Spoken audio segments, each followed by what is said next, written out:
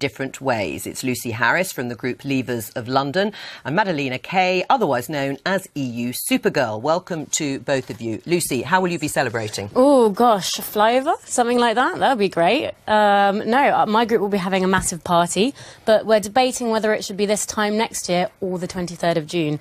I think it should be the 23rd of June because that was decided by the people, not by politicians. OK, so you're still rang about when you should have the big party. How will you be marking the date next March? Well, it's actually my birthday today. Happy birthday. So I'll be celebrating my birthday and we'll be celebrating it with EU Superhero Day because we are going to stop Brexit before it happens and we're going to make the 29th of March a celebration of everyone that has achieved that aim.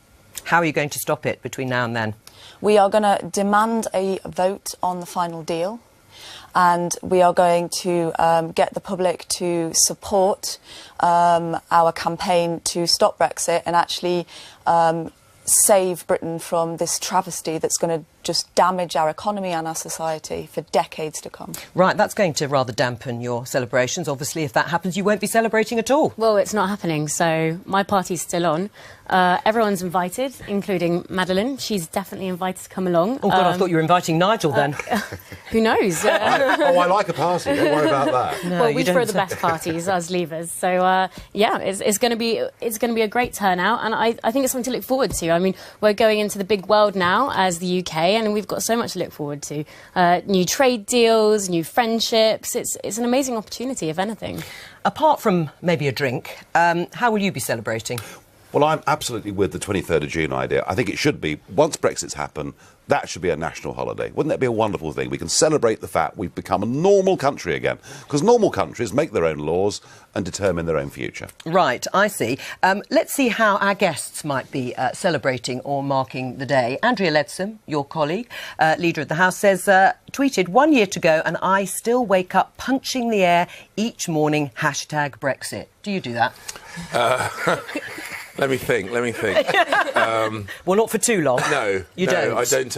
No, look, I've always said that the big event with regard to Brexit was that referendum results morning, and from that point of time onwards, it becomes a process rather than an event. And we are in the process of detaching ourselves from the European Union. We're in the process of signing up trade deals, both with the European Union and more widely. And what we will see, actually, is this will all be normalised. We discuss immigration policy, that will just be normal. We discuss trade policy, that will be just normal domestic policy. It will just become part of normal political life, and that's what I welcome. You're shaking your head, Mary. Well, what the Treasury slides show us that Brexit is going to cost between 1% and 10% of our gross domestic product. So it's not going to be, a great new dawn. It's going to be austerity for decades, and that's nothing to celebrate. But I'm with Madalena. I think we need to look at the terms. We need to see, are we swapping our three-course meal in the EU for a packet of crisps in the brave new Brexit world? And if we are, people have the right to change their mind. That is a democracy, and I'll be baking a cake and eating it because staying in the EU is the only way for us to do that. Right. I mean, David Lammy, your colleague, said in a recent comment in the New European, I know some people are switching their savings into euros, but it's a bit like Game of Thrones. We can't escape this. Winter is coming. Does he need to get over it?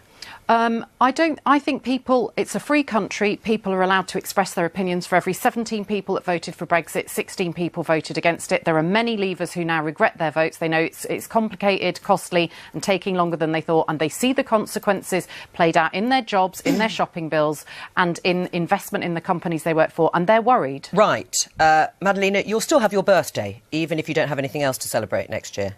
No, we have to stop Brexit because the reality of Brexit is not going to live up to the lies that were promised. And not only that, there's all this talk about democracy and how we have to respect the will of the people. Well, there's a protest in Parliament this evening called the for the Fair Vote because, these whistleblowers have come out and called out the Leave campaign for misconduct, for cheating.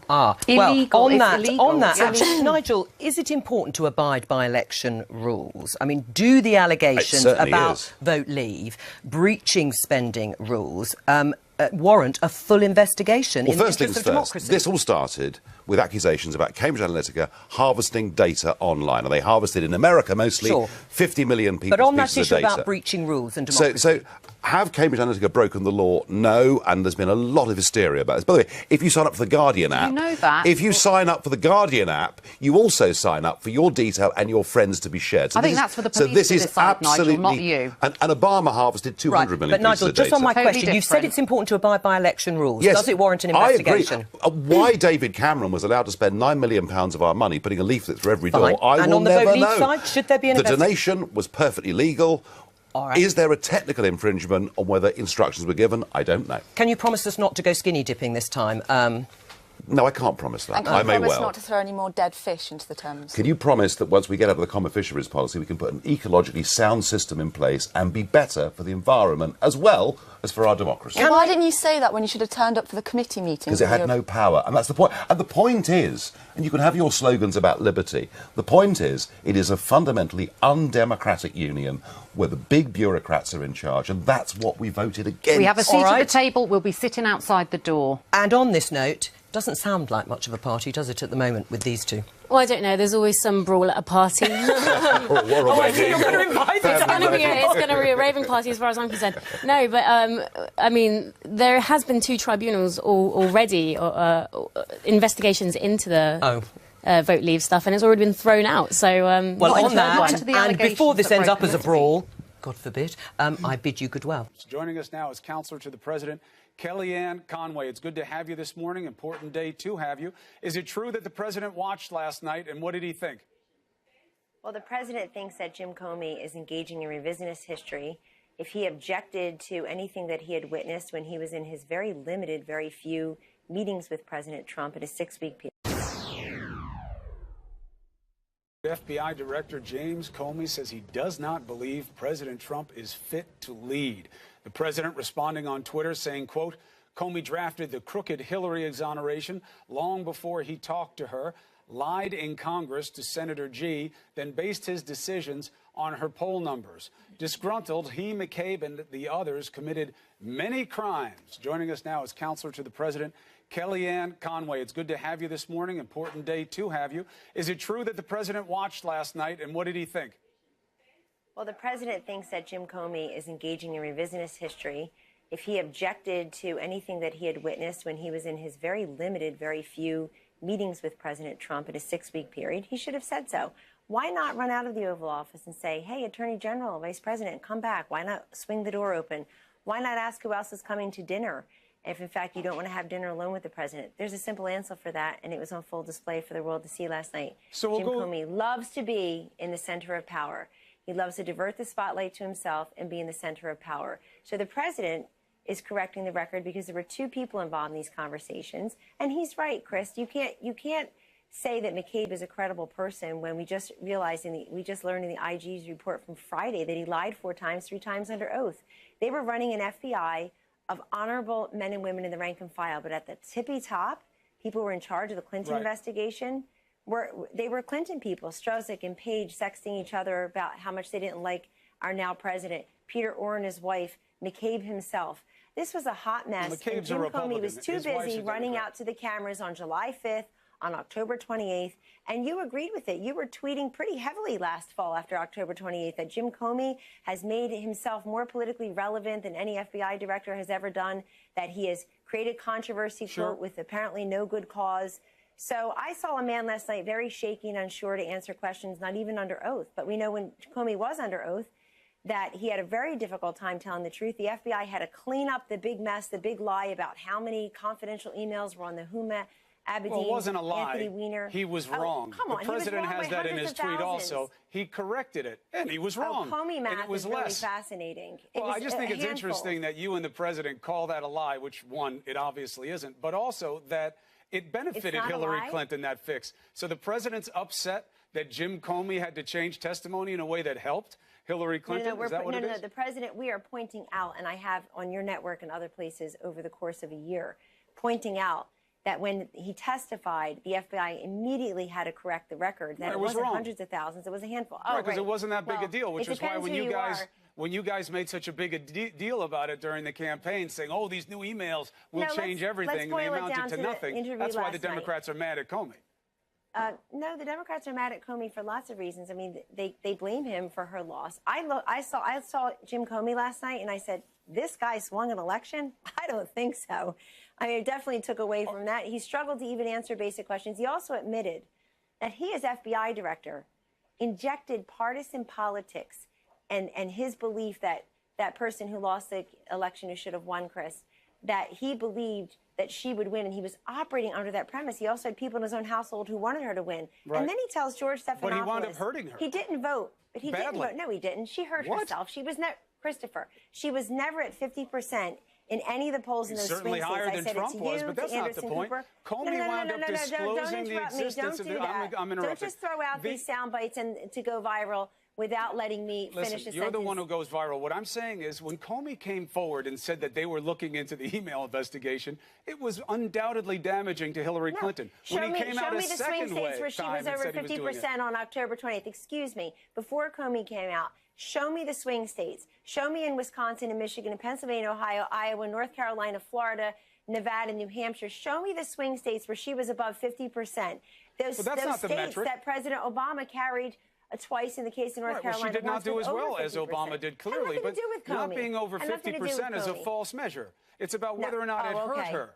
And it certainly hurt her just in terms of media exposure alone. And if you think about it, Comey hurt Clinton and helped Trump because he refused to disclose the probe on him.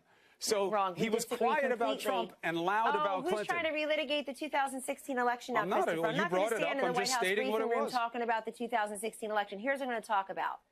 That while this man is president, the FBI director took 2 months to go visit the president-elect at Trump Tower. If you're that concerned about alleged Russian interference, if you're that concerned about counterterrorism, you need to meet the new president. You can't, get on the shuttle or walk to New York? What's the relevance? It took him 2 months to... It's relevant because he's the sitting FBI director who wanted to keep his job.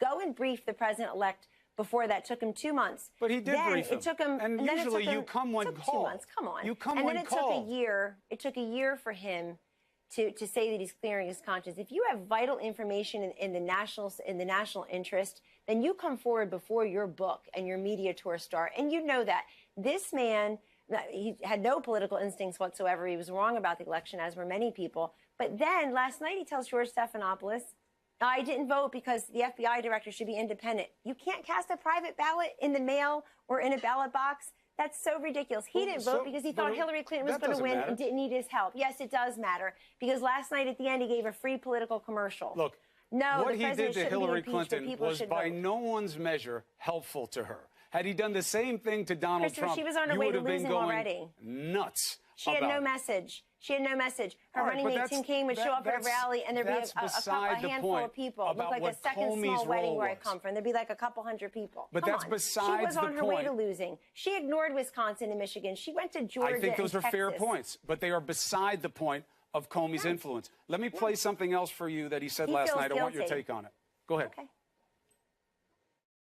At least in my experience, he won't criticize Vladimir Putin, even in private. Even in a meeting with 3 people in the Oval Office, he is arguing that he gave a good answer when he said, essentially, we are the same kind of killers that Putin's thugs are. And that struck me.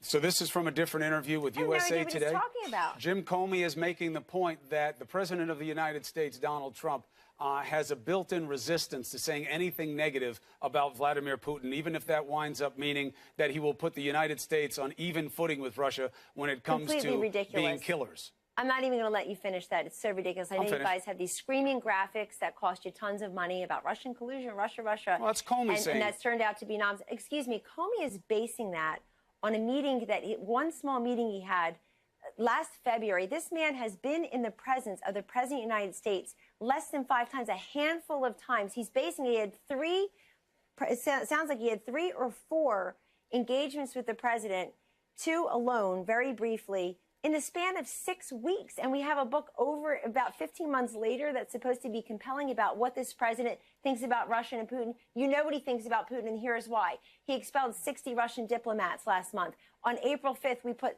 sanctions on Russia that have hurt them financially more than almost anybody anticipated. It took you a long time to put the sanctions into place, but you did. No, it's taken you a long time to prove Russian collusion. I know that's very disappointing to your network. But let me tell you something, Christopher. And in addition, this weekend, this president did precise, decisive strikes, effective strikes against Syria, and that puts Russia and Iran on notice also. Russia tried to embarrass the United States, I think, which you and I both are citizens of, Christopher, tried to embarrass our country this weekend, and it blew up in his face. He only had Bolivia and China agree with them in this ridiculous vote. The U.S. had everybody else standing with them. The criticism and the UK stands that and the France. president rarely mentions Vladimir Putin by name and almost never in a Russian negative way. diplomats. He's That's a fair point. Their finances. It's not a fair point. It's a fact. Do you want facts first? Yeah, the fact is that he talks about Putin in the negative by name. I thought we're talking about Comey. Very infrequently. That was what Jim Comey was echoing. And can you talk negatively about Jim Comey? Like you did in tweets. I'm not right the president after of the United States. October? Let's stick to who matters. The president, I'm just the president is a asking busy questions. guy. We're not worried about Jim Comey. Honestly, there were parts last night where I was trying to grasp his essential relevance. He had limited interaction. I'm in the Oval Office more in a day than this guy was in his limited career. Right, but as he was FBI conducting an director under President investigation Trump. that gave him a lot of insight into a lot of different things. He didn't need to be face to face with the president. And frankly, when he was face to face with him, he often was put off by the president, and he was avoiding him because he was worried about the president trying to compromise him again, like asking for loyalty, like asking to stay away from dinner, Flynn. He would have invited somebody else. He loved the taste of power, and you know it. How do you know? Until he didn't have it anymore. Because there he was at dinner alone with the president. He was asked by the president to go to dinner. What are you supposed to say, no? No, but he could have said, who else will be there? Should I bring my wife? Should I bring my deputy, Andrew McCabe? That would have been fun. Should I bring Paige and Strosek? They like to spend time together. Should I bring Peter Orr and his wife? Should I bring all these people who are at the highest level of the FBI, were investigating Hillary Clinton and were for Hillary Clinton and against Donald Trump? They were so for her that they announced an investigation against her twice. Once in the last 2 weeks of the campaign. Yeah, they were really trying to help her out. So I understand what? And that. then he closed the investigation. She already was losing, and you know that. She couldn't. Well, you can't have it both ways. Either that's what they were doing, and that's what mattered, or she was losing anyway. So. Also, look, you talk about doing the right thing. This is not about her. Should the president have asked him for loyalty? No. Should the president have told him to leave Flynn alone? He did not ask him for personal loyalty. The president has denied that. The president said he never asked anyone to interfere in the investigation. No, and it doesn't mean it did happen because Comey says so. Well, and let me Comey say has something. contemporaneous notes also. Let me ask you a question. Let me ask you a question as a reporter, as a good person, as a father of 3 children. Let me ask you if you're comfortable with the FBI director headed right directly into the gutter when it comes to what he was looking for in his first meeting with the president, what he wants to reflect in his book, the length of his tie, the size of his hands. You comfortable with that? Because I'm very uncomfortable with that. I think it's tawdry stuff that the American people don't need to hear. And I agree with Rod Rosenstein and what he said in May 9th last year, the Deputy Attorney General, when he said very clearly that Jim Comey, quote, has violated the obligation to preserve, protect, and defend the traditions of the Department of the FBI, agreed to by former attorneys general and deputy attorneys general, right, left, and center.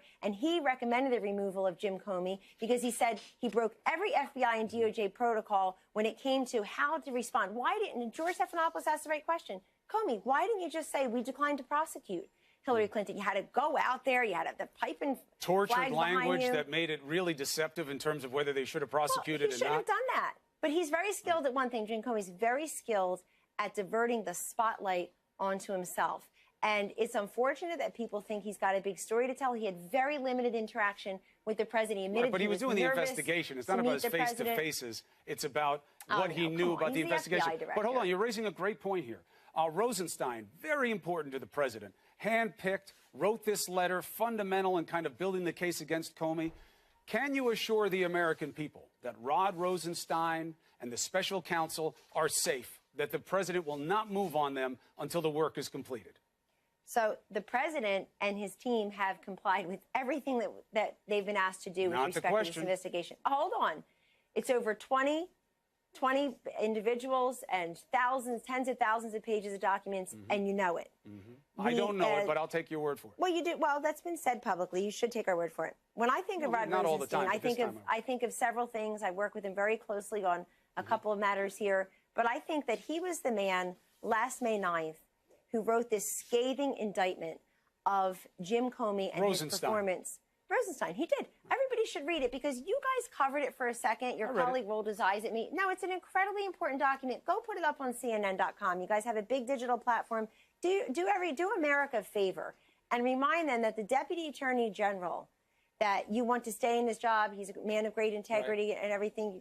as you're saying, and I've worked with him on a couple issues. Right. Go and see the letter he wrote Yeah, okay, we'll last put it May up 9th. there. It is And unbelievable. you do the American people a favor also. Can you assure them that Rosenstein is safe in his job so there's less turnover and less tumult on something as sensitive as this investigation? Is he safe or not? Stop it. The president makes the decisions around here. The president met with him. So you're saying is there a chance that he will get rid of Rosenstein? I'm saying, you want to say, Kellyanne struggles to answer the question. She will You not are struggling deny to X. answer the She will question. not deny Y. Is your job safe at CNN? How do you know that? Because you It's showed very up safe. this morning? I have How do a you know contract. that? Very How do you safe. know they have confidence in Very you at safe. CNN? It's My such boss a says he has ridiculous confidence. question. Very safe, he says yes, I am. everybody in the media is safe Hold on, because he's talking to everybody me got right the now. election wrong together. He says I'm so very nobody safe. wanted to go first and get fired. The president. But let me say something. The president you want has to talk control, about Rosenstein? Kellyanne. Wait, hold Put on. I this don't up. want you to duck this question if you don't mean to. I'm not ducking any question. Do you believe there's a chance But you that seem the a little president? hot about the Comey book. Do you think there's a chance that the president will remove Rod Rosenstein and or Bob Mueller? The president has done everything that he and his team have been asked to do to comply with this investigation, and you know it. He makes the personnel Why aren't you decisions answering around this here. question? Oh, by the way, in case there's any doubt too, he has confidence in me. So don't ask me why I'm still here. Ask the people who got I haven't fired, asked you why they're anything not about here. that. It's like you're having a different conversation. All I want to hear is an answer to whether or not the president is considering moving on the man that you were just Sarah touting. Sanders has answered that. I just answered that. The president alone makes the personnel decision. I There are know no who plans makes to do it. that at the Is moment. he safe, yes or and no? you want this to be about something other than what the whole day is about here, which is whether or not this president has complied with an investigation that your network and others promised would lead to evidence of collusion between the campaign. We've Does it never matter to promised you at all? anything like that, come on. Kellyanne. Why, You're obsessed why do you over- try to know that you poison gave- people's minds like that, Kellyanne? That's, Excuse me. it's You not put helpful. more. We need no, common you put more ground, not emphasis- division. Don't poison people. No kidding. So let's be honest. How much airtime did your network give to Russia collusion last year compared to I don't know, but I hope it's a Obamacare? lot. Oh, I know. I hope it's you a hope real lot because Why? it really You hope matters. it's a lot? Because they It are trying to matters that- tear it us matters that you're trying to prove asunder, something that's not there? and they are being effective at it, and they're still doing it. And the president has been slow to respond. You guys don't even have a real plan on how president to is not slow combat to it respond. because the president conflates it with his own So if it was personal, really on the mind, if it his was really own on the mind of personal FBI Director prospects. Jim Comey, You won't even tell me that he why- won't make a move on the special counsel. No. I didn't say that. You I won't told say you that but you makes- won't say anything. excuse That's me. the point. And Please. I told you that he makes the personnel decisions around here, I know. and you know it. So I'm not playing that game. What I am telling you is that if it really was burning in the brain of FBI Director Jim Comey about Russian interference, why the hell did he wait 2 months to take a trip up to New York and go to Trump You Tower come when called. and talk to the president? Oh, you come when called. Give me a break. The whole world was going into Trump Tower every day for interviews. He's the head of the for FBI. meetings. He's not some guy Right. looking for a so job. shouldn't he come? Right, but what were they doing here? What was going on in Washington, D.C. at And then the when time? he does brief the president, his suspicions are confirmed because the president doesn't even ask any questions about what Russia did, what they're going to do next, Sorry. what can we do to stop it. That's the job of the FBI director to say, hey, I want to tell you the next couple things about alleged Russian interference. Why is it the job of the people sitting in that meeting to say, I'd like to ask you a question, Mr. Not the Director. people, the director president should of be the in there. United States. You had the DNI director, the CIA director, the FBI director. And we know they supported a different candidate and they were working for a different president. But country first. We don't know Why any didn't of they that. go in there and say, We don't you know didn't know that any they of were, that, by the way. You This didn't is know like, they were working this for is like a the different- secret club stuff that you guys were front running come for on. about a week and a half. There's a Come on, and secret Jim Comey agency decides- that meets and on the what did Jim outside. Comey decide? Not helpful. What Not did he helpful. decide? The president's tie was too long. Well, look, Really? that's tawdry. I don't know. He put that stuff in there to sell books. Oh, it's silly. It's I'm not goofy is asking what you it about is. those Tawdry. things. It's just You goofy. notice that? I'm not asking you about the Because pallor they're of the president's embarrassing. Of visage course you wouldn't want to or what ask about size his those sunglasses are that he puts on. I don't care about They're any of just that. silly. But I do Good. care about whether or not he's going to move on the special counsel. I listened to should Trey care about- Gowdy, who was another champion for you guys, when he said, better not move on Mueller. If you're innocent, act like it. Stay away from this. Let the probe finish. That's the only way the questions go away. Sound like And the sound probe's advice? been going on for almost a year. Sound So like sound advice? It sounds like you all keep repeating the same question every Trey single Gowdy. day. Does he have confidence in this one? Does he have Yeah, confidence and in why, that one? why can't he just This say has been yes? going I'll on. let the probe finish. It's I'm implicitly innocent. yes if the probe is still going on. If How the is it guy is still implicitly there. yes? Because he's there. Yes, he keeps saying these people are all criminals, and that Does it's it deep bother state you? and dirty. How is Does- that implicitly that he's going to let it finish? It seems like Does, the opposite. does it bother is implicit. you? I know you're a member of the media, but does it bother you, Christopher, that the FBI director admitted to purposely leaking FBI documents to a friend, a private citizen. How is it a leak when there are his own memos? Excuse me, with the intent that it would go to the New York Times and by extension CNN. Did he leak? And yes. in the hope but that they it were would his trigger a own special memos. counsel. They weren't FBI classified documents. That's Not yet. duty. They didn't have a chance to be classified. He leaked them too fast. No, I agree with Attorney General Lynch on this, on Jim Comey. And by the way, there are parts of the book that haven't been covered, where he goes after Condoleezza Rice, Loretta Lynch. True. What's his problem with powerful women? He's airing his jobs? impressions of what happened. A lot of it's bad for Clinton. A lot of it's bad for Clinton that addressed people. At the a lot of Women's it's March? bad for Loretta Lynch. Now, let me ask you. No, it's bad for Loretta Lynch because he's trying to settle scores. He's going against, but remember, Rod Rosenstein, May 9th, 2017, says that the FBI director, quote, should not have usurped the power of the Attorney General at the time, Loretta Lynch, and that he did so, and he certainly should have gone in front of the cameras. That breaks with every protocol, exactly what you're taught not to do. So, Rosenstein, you seem to be very proud of his work in the past, so I'm taking that as an indication that he is in good standing in the White House right now. If you're going to keep referring to him as a point of strength. You just ignored the 3-page memo that led to the I removal reported on it of Jim extensively at the time. The president is going out of his way to connect it's relevant again because to illegal if you're going to cover activity. Comey, you have to cover this. You have to cover why he got removed. Absolutely, it was the recommendation I have no of the problem Deputy with that. Attorney General, who was an Obama appointee as U.S. Attorney and had been confirmed with over 90 votes in the United States Senate. Right, I understand that. What I'm trying to find out is if the guy's safe when it comes to Rosenstein, whether Mueller's safe. And you say, well, the president makes those decisions. I know. But what I'm trying to find out is if you're comfortable giving such a platform to somebody who had three or four limited engagements with the president of the United States Jim Comey? Oh, yes. Over a year ago. To make his relevance a function of how many times he was face-to-face with the president, if you're even right about the number, is absurd. He's talking about his impressions in being with the president. That's only about in terms of like whether his hair is well coiffed. I'm talking about what he knows about his connections to any efforts by Russians to infiltrate his campaign, and whether or not he really felt there was a case that he was trying to be stopped, a.k.a. obstructed, from pursuing justice in this. That doesn't require face-to-face. Let me ask you a question. Let me ask you a question, and this will be for the benefit of those watching. Please. Christopher, who do you think had a responsibility on January 6th in Trump Tower to give further information about any type of alleged Russian interference? Would it be the president-elect, who hasn't been part of that information in a big way, the incoming chief of staff, the incoming press secretary, or is it the head of the DNI, the head of the CIA, the head of the FBI? Who do you think had a responsibility to speak most robustly? Is your point that the reason the that? president has been running down the existence of Russian interference is because nobody told him? No, it flies in the face of what Comey said last night. I was just shocked that they would do PR spin instead of asking further questions.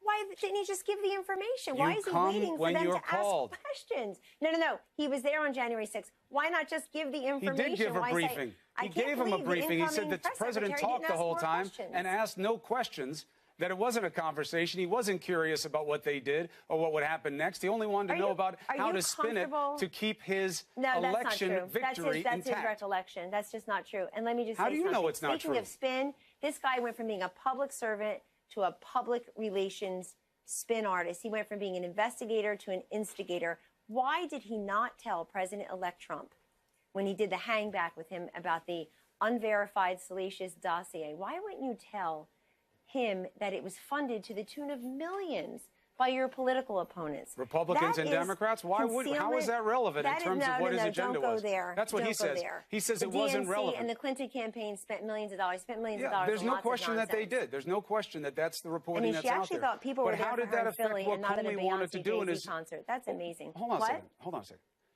What does that have to do with what Comey was in the room to discuss? That this information is out there. You need to know that. Whoa. You think it's not relevant? I think that CNN has said it's relevant. You've revealed many times that dossier was conversation, context matters, my friend. Relevant. Is it relevant that Clinton and her campaign or the DNC or however you want to organize it paid for it?